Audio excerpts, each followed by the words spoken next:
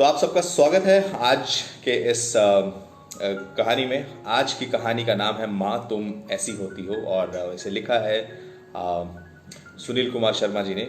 तो एक अच्छे राइटर हैं और इनकी मैंने कुछ कहानियाँ पढ़ी, उसमें से एक ये जो माँ की कहानी है वो बहुत पसंद आई है। तो कल मदर्स डे है और मदर्स डे के आने वाले मदर्स डे के उपलक्ष्य पे मैं चाहता हूँ कि आप लोगों के साथ एक ये साझा करूँ।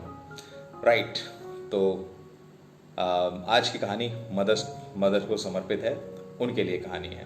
तो आइए सुनते हैं माँ तुम ऐसी होती हो। विमल बहुत परेशान था। उसे समझ नहीं आ रहा था कि वो इस परिस्थिति से कैसे निपटे।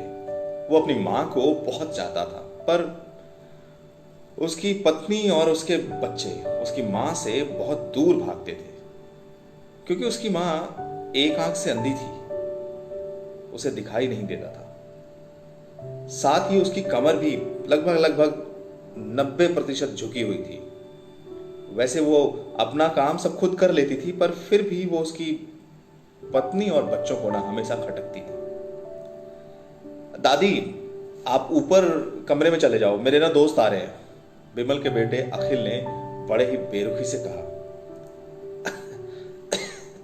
पर बेटा, मैं यहां बहुत दूर बैठी हूं, विमल की मां ने बहुत प्यार से कहा। नहीं, आप ना उनके सामने मत रहो, वो मुझे चिढ़ाते हैं, अखिल ने जोर देकर डांटते हुए बात अपनी दादी को कहा। क्या हुआ अखिल, क्यों चिल्ला रहे हो? विमल की पत्नी कामनी ने किचन से ही आवाज लगाई। देखो ना मां, ये दादी यहीं ड्राइंग रूम में बैठी है, मेरे दोस्त आ रहे हैं, अखिल ने शिकायत भरे लहजे में कहा। अरे माँ जी, आप ऊपर चली जाओ, क्यों हम लोगों को ऐसे बेइज्जती करवाती हो हमारी? कामनी ने बेटे का पक्ष लेते हुए कहा।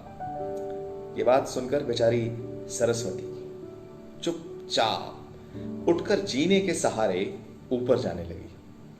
कमर झुकी होने के कारण उन्हें ऊपर चढ़ने में बहुत ही परेशानी हो रही थी। फिर भी वो पूरी ताकत से ऊपर के एक अकेले कोने वाले कमरे में जाकर बैठ गई।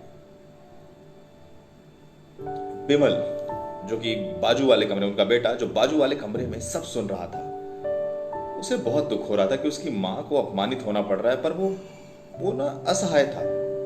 अगर वो कुछ कहता है तो पत्नी और बच्चे उसका विरोध करने लगते हैं।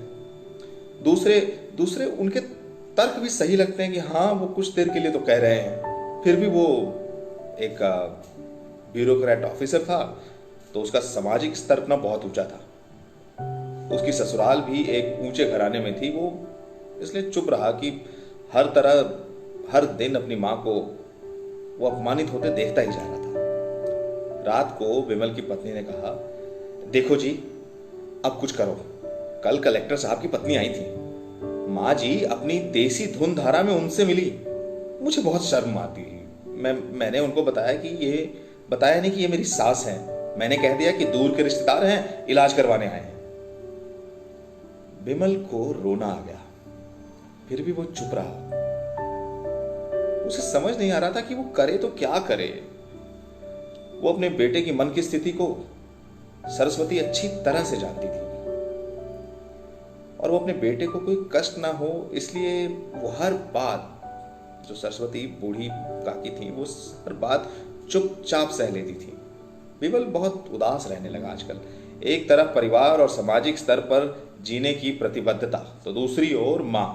आखिर माँ से बेटे की हालत देखी नहीं गई। एक दिन उसने अपने बेटे से कहा, विमल, बहुत दिन हो गए, मैं गांव जाना चाहती हूँ, मुझे वहां पहुंचा दो बेटा, मेरा ना यहाँ मन नहीं लग रहा।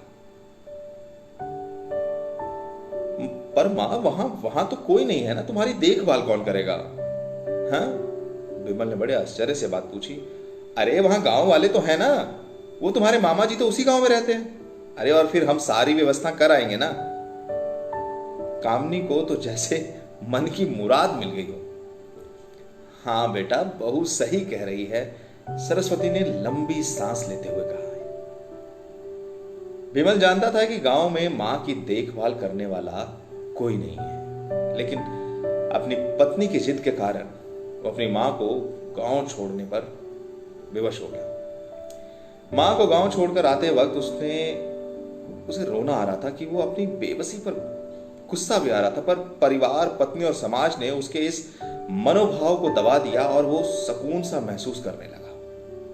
कुछ दिनों बाद उसके चाचा जो अमेरिका में रहते थे वो आने वाले थे। जब विमल बहुत छोटा था ना तो उसके पिता जीवित थे, तब वो इंडिया आए थे और उसके बाद वो अब आने वाले थे। पूरा परिवार, आस पड़ोस बहुत उत्साहित था। अमेरिका से विमल के डॉक्टर चाचा आ रहे हैं। डॉक्टर रमेश ने जैसे ही घर में कदम रखा, सबने मिलकर बहुत उत्साह से उनका स्वागत किया। अरे क्यों विमल, भाभी नहीं दिखाई दे रही, कहां है? डॉक्टर रमेश ने उत्साहपूर्वक पूछा। जी वो गांव में रहती हैं, यहां उनका मन नहीं लगता, कामनी ने सपाट लहजे में उत्तर दिया। डॉक्टर रमेश ने विमल की ओर देखा तो विमल ने अपनी आंखें झुका ली। डॉक्टर रमेश सब समझ गए, लेकिन बोले, ठीक है, कल हम भाभी से मिलने उनके गांव चलेंगे, चलो ठीक है। दूसरे दिन सभी लोग गांव के घर में पहुंचे तो देखा कि सरस्वती को बहुत तेज बुखार है, वो पलंग पर असहाय पड़ी है। डॉक्टर रमेश दौड़कर सरस्वती के पास गए, उनके पैर छूकर रोने लगे। सरस्वती की यह हालत उनकी कल्पना से परे थी। वाह बेटा विमल, वाह, तूने तो नाम उजागर कर दिया। अपनी मां को ये हालत में देखकर तुझे शर्म नहीं आ रही होगी, हैं? डॉक्टर रमेश ने विमल को लगभग डांटते हुए बात कही। नहीं नहीं देवर जी, अरे विमल का कोई दोष नहीं है, मैं खुद गांव आई थी। सरस्वती ने अपने बेटे का बचाव किया। मुझे सब पता चल गया है भाभी जी, आप चुप रहो। क्यों? बहू, तुम्हें अपनी सास की कुरूपता पसंद नहीं है? समाज में तुम्हें नीचा देखना पड़ता है क्या, है ना? डॉक्टर रमेश ने कामनी की ओर व्यंग्य से देखा। कामनी निरुत्तर होकर विमल को देखने लगी। कब कोई उत्तर नहीं था। आज तुम जिस सामाजिक स्तर पर हो वो इन्हीं की देन है। और बेटा विमल, तुम्हें तो शायद मालूम ना हो कि बचपन में जब तुम 5 साल के थे तब छत से नीचे गिरने के कारण तुम्हारी एक आंख फूट गई और तुम्हारी रीढ़ की हड्डी में समस्या आ गई थी।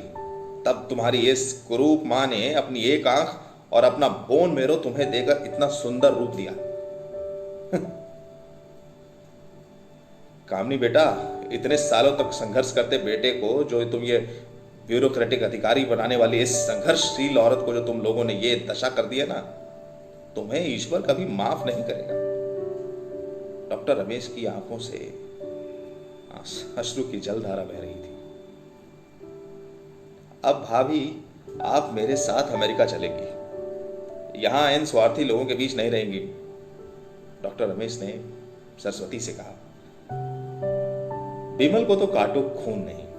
डॉक्टर रमेश जो उसके चाचा थे, उन्होंने जो राज बताया उसके बाद तो विमल को यही लग रहा था कि उससे ज्यादा पापी इंसान इस दुनिया में कोई और है ही नहीं। वो दौड़ता गया और माँ के कदमों में लिपट गया। माँ, मेरा अपराध अक्षम्य है, मैं जानबूझकर चुप्पी साधे रहा, आपका अपमान करवाता रहा। अब सिर्फ आप ही उस घर में मेरे साथ रहेंगी और कोई नहीं। विमल ने अग्नेय दृष्टि से अपनी पत्नी और बच्चों को देखा। कामनी को भी बहुत पश्चाताप हो रहा था, किंतु उसकी हिम्मत नहीं हो रही थी कि वो अपनी सास से आंख मिलाए। सरस्वती ने कामनी की मन स्थिति को समझकर उसको पुचकारते हुए अपने पास बुलाया और विमल को डांटते हुए कहा, खबरदार जो मेरी बहू को मुझसे अलग करने की कोशिश की, नहीं तो तुझे ही घर से बाहर निकाल दूंगी। तो ये थी कहानी मां तुम ऐसी होती हो। लिखा था सुनील कुमार शर्मा जी ने। तो मां का दिल बताया गया कि मां कैसी होती है और कितने भी दुख सहने के बाद मां अपने बच्चों को हर सुख देना चाहती है। तो हमारा भी ये कर्तव्य बनता है कि अपनी माँओं को हम वो सुख दें, उनको किसी भी सुख से वंचित ना रखें। जो भी हमारे बस में है उनके लिए वो सब करें जो उन्होंने हमारे लिए किया, अपना पेट काट कर हमें खिलाया। बहुत सारी चीज़ें अपने बच्चों के लिए जो माता पिता होते हैं वो बढ़ चढ़ कर जीवन में काम करते हैं। उनको आगे बढ़ाने के लिए अपना एक बहुत अहम पल जिंदगी का उनको देते हैं। तो कल मदर्स डे के दिन हम भी अपनी माँओं को उतना ही आदर सम्मान दें, उतना ही उनको, क्या कहूँ, शब्द कम पड़ जाएंगे अगर मैं जब सब बोलने जाऊँ, कुछ लफ्ज़ नहीं आते हैं, क्योंकि ये एक फीलिंग है। तो फीलिंग के लिए आप बहुत ज़्यादा देर चीज़ें आप बोल नहीं पाते हैं। कहना कि हवा का उल्लेख कितनी देर करिएगा, जीवन चल रहा है लेकिन हवा महसूस की जाती है। वैसे ही माँ की ममता है, तो उनके बारे में जितना बोल नहीं पाएंगे आप उतना महसूस कर पाएंगे, उतना बता पाएंगे। तो आप अपने बच्चे की बड़ाई वो शायद हर जगह करती होंगी, हर जगह उनका बच्चा अहम है, अव्वल है, लेकिन वो अव्वलता, वो जो उनकी उनकी अहमियत है, वो हमारी नज़रों में, हमारे दिल में होनी चाहिए और हमारे जीवन में होनी चाहिए। ऑल राइट, तो अगर आप फेसबुक पर इस कहानी को सुन रहे हैं तो हमारे पेज को जरूर लाइक करिएगा, और अगर आप यूट्यूब पर सुन रहे हैं तो हमें सब्सक्राइब करिए और बेल बटन मत दबाना भूलिएगा, ताकि कोई नया अपडेट आए तो सबसे पहले आप तक पहुंचे।